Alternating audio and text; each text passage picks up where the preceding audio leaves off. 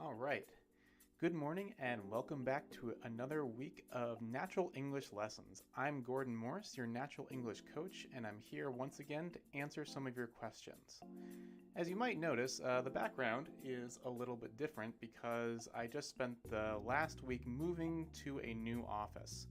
So I got everything set up again, and I really hope that the camera and the sound and all that stuff is functioning normally. So sorry if it's not, but I hope that everything will be all set and that there's not going to be any problems. But anyway, for now, let's look at question number 1. Oops. Let's try this again. Come on. Question number 1.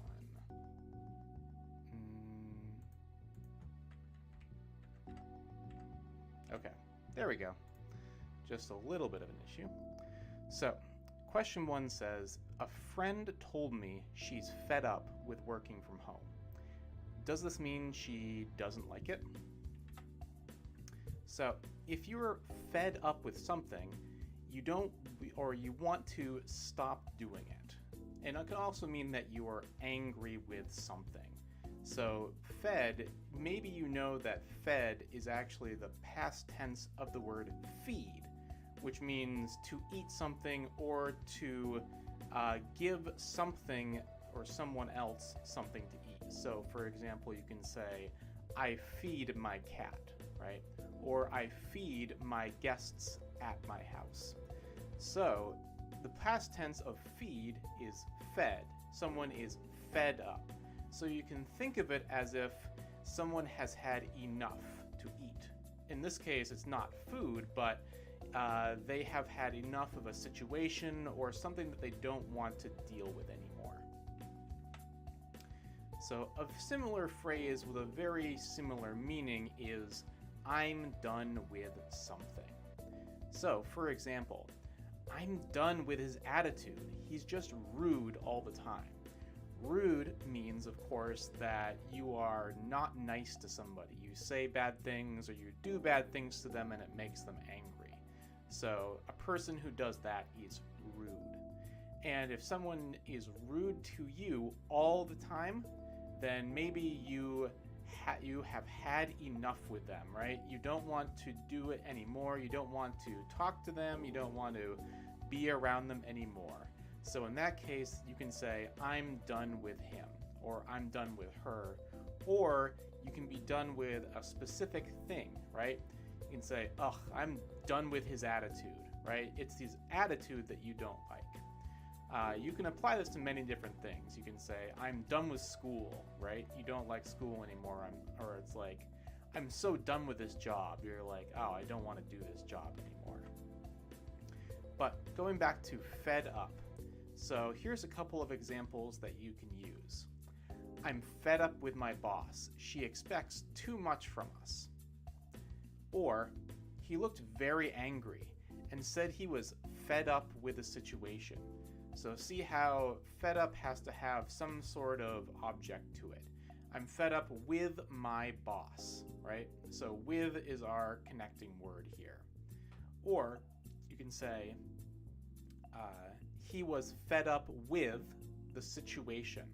So again, generally you want to have an object. You can also just say, oh, I'm really fed up. But then people will ask you, oh, what about, right? What are you fed up with?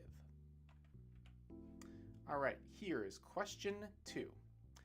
I was talking to my friend about buying CDs, but she said I was saying the word wrong. How are you supposed to say it naturally? So, some of you might know that CD is an acronym. And an acronym is a word that is made up of other words to form its own word. So, for example, USA, United States of America, you take the first letter from each word and then turn them into their own word. So, CD is an acronym for compact disc. So you probably know what a disc is, but compact means something that's very small or tightly packed together. So the important thing here is that we spell the sounds CD as CD. And C becomes shi in Romaji. So that's the big difference here. C versus shi. So it's important to know the difference in how to make these two sounds. So first, the strong C sound. This advice I'm giving you right now is not the only way to make this sound, but I'm giving you advice so that you can easily make the correct sound. And the more you practice, the more you'll be able to change it or kind of like do it in different ways. But if you want to make the correct sound in the easy way, this is how to do it.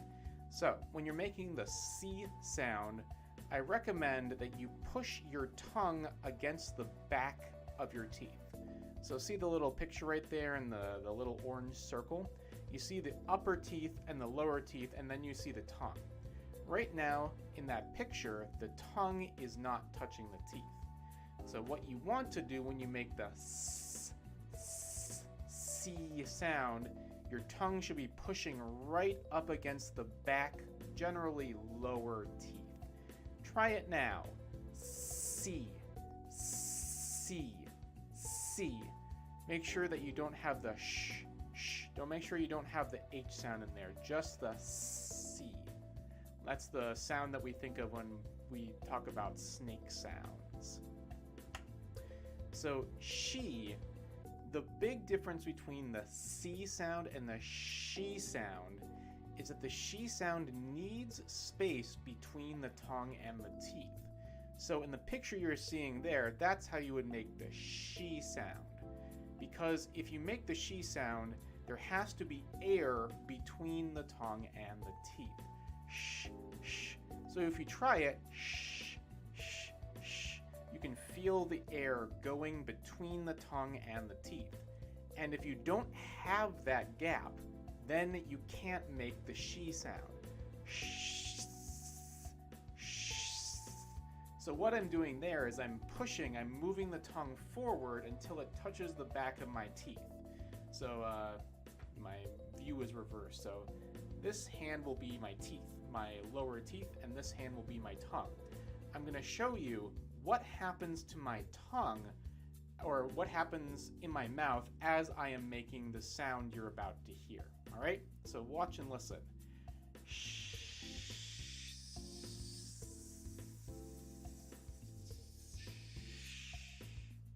See how when my tongue contacted or touched my teeth, I couldn't make the sh sound anymore. That's just how it works. So here's a couple of examples for making the s sound. Using a CD is simple. CD, simple. Or, my sister wore a thick sweater so she didn't get sick. We have sister, sick. Sister, sick. Be careful of the words sick and thick, because those are minimal pairs. There's just one sound that makes it different. All right, question 3. How do you politely ask someone who is late when they will be arriving, or how much longer they will be before they arrive? So imagine that you are meeting with a friend and you are meeting at a restaurant, and you said, okay, we will meet at 12:30. However, it's now 12:40, or now it's 12:45. You are at the restaurant, but your friend is not at the restaurant. So you take your phone and you send them a message. And how do you do this in English without seeming awkward? How do you do it while still seeming polite, but getting the information you want to know? When are they coming? Is it going to be 5 minutes? Is it going to be 10 minutes? Etc. So here, it's a big difference of casual versus polite. And in other streams, I've mentioned that usually polite forms are longer than casual forms, in not just English, but in pretty much any language. Here, it's not really about the length, more as how you ask the question. This is very tricky, so pay close attention here and I'll try to do my best to explain. So here are a couple of examples of polite phrases that you could use. So for example, with a colleague, a work colleague that you don't know very well, or maybe with your boss, or just someone else like an acquaintance that you just don't know very well, right? You want to be polite. So you could ask them, when do you expect to arrive? When do you expect to arrive? Saying, when will you arrive is too direct. That's a little bit rude. You can also ask, do you have an expected time of arrival? You'll see that we use the word expect both times in there because you're basically asking for their opinion. It's a way of saying you don't want to say that they're late because you don't want to create a bad feeling between the two of you. Instead, you're focusing on when they think they will arrive. So, a couple of casual ways when you're talking to a close friend or a family member or something like that. How much longer do you think you'll be? So this is more direct. As you notice, the phrase itself is longer, which usually means it's more polite, but not in this case. The reason it's more casual is because it is more direct. You're asking the person, how much longer do you think you will be before you arrive? So it's making clear that the person is late, as opposed to the other phrases where you're not really putting the focus on that. Another question, what's your ETA? ETA. So we talked about ETA in some video before. It means estimated time of arrival, and that's another acronym as we've done before. So again, ask indirectly if you want to be polite. Here are a couple of phrases that are even more polite because it doesn't even ask the person how much longer. It's a way of creating a conversation that allows you to get a response, but it puts the focus on them. So basically, when you ask these questions to someone in English who is currently late, it is a way of trying to get them to tell you how much longer without asking directly at all. So, where should I meet you when you arrive? See how that's not asking them when will you get here or saying you're late. It's not asking that. Instead, it's asking a different question, but it's putting the topic on their arrival. Where should I meet you when you arrive? And usually the person who receives this message will say, you should meet me here. Sorry, I'll be there in 10 minutes. And then perfect, you've got your answer. Or you can just say, I'll be waiting by the front entrance. That way you can tell them where to meet you exactly, and maybe that will make them think, oh no, I should tell them that I will be late. Here's question 4. I have trouble with the V sound in English. How can I pronounce it more naturally? So, as you probably know, there is no strong natural V sound in Japanese. Depending on the word, you will use instead ba, bi, bo, or sometimes u or wa. So for example, uirusu instead of virus, or waksin for vaccine.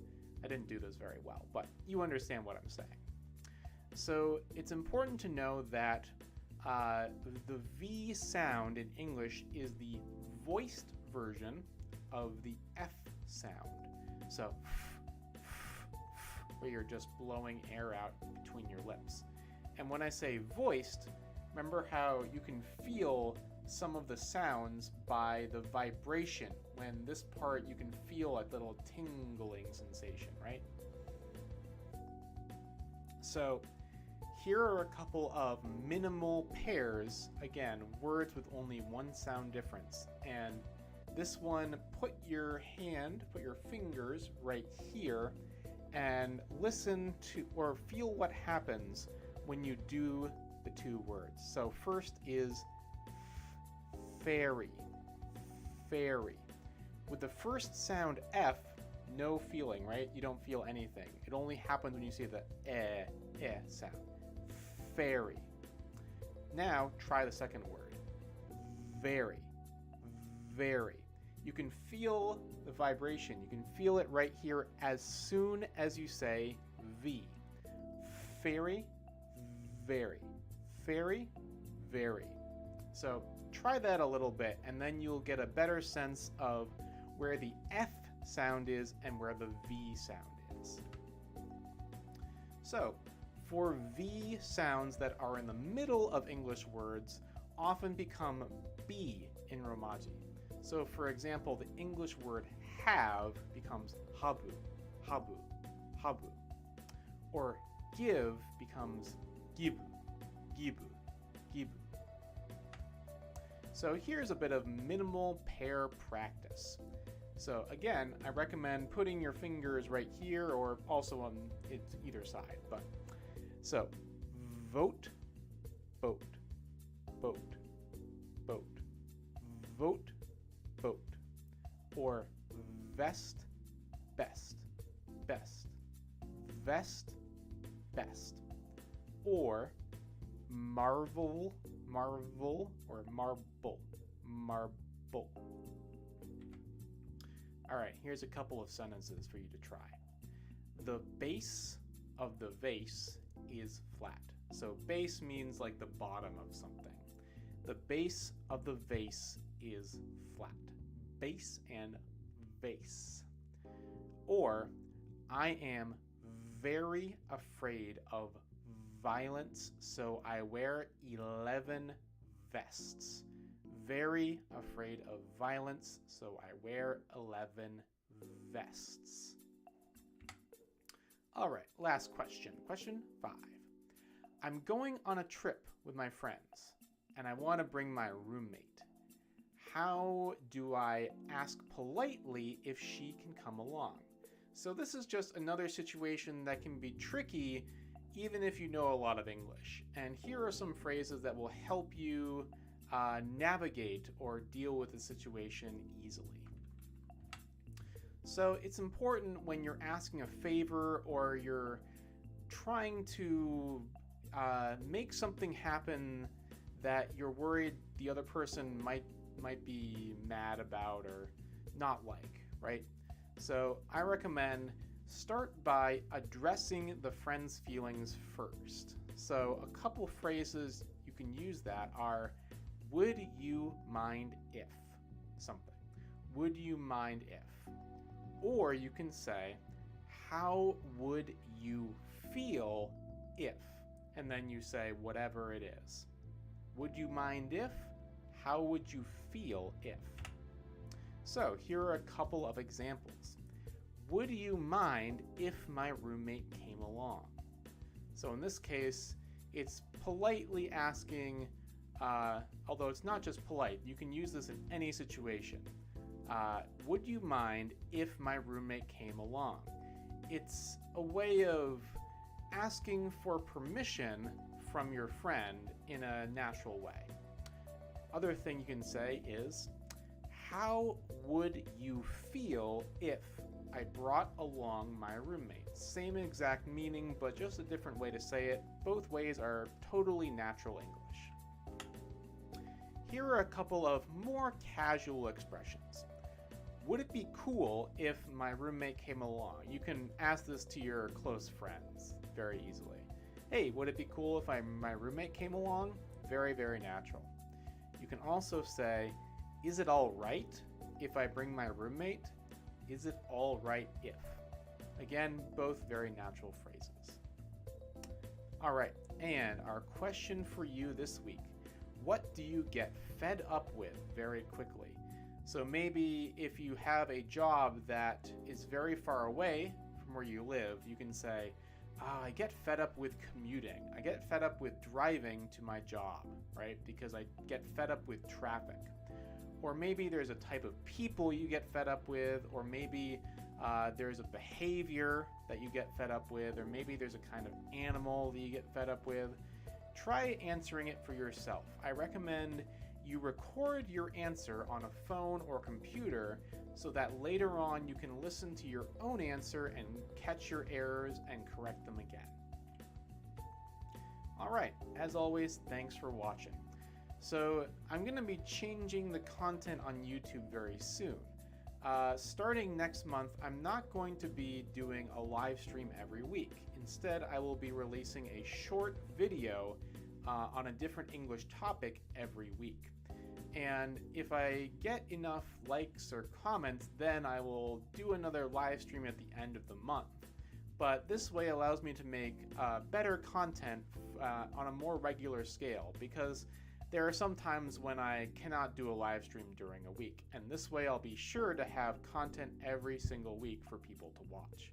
But as always, if you ever have any English questions, leave a comment during the live stream or on one of the videos and I will answer you directly. Alright, until next time, have a good week.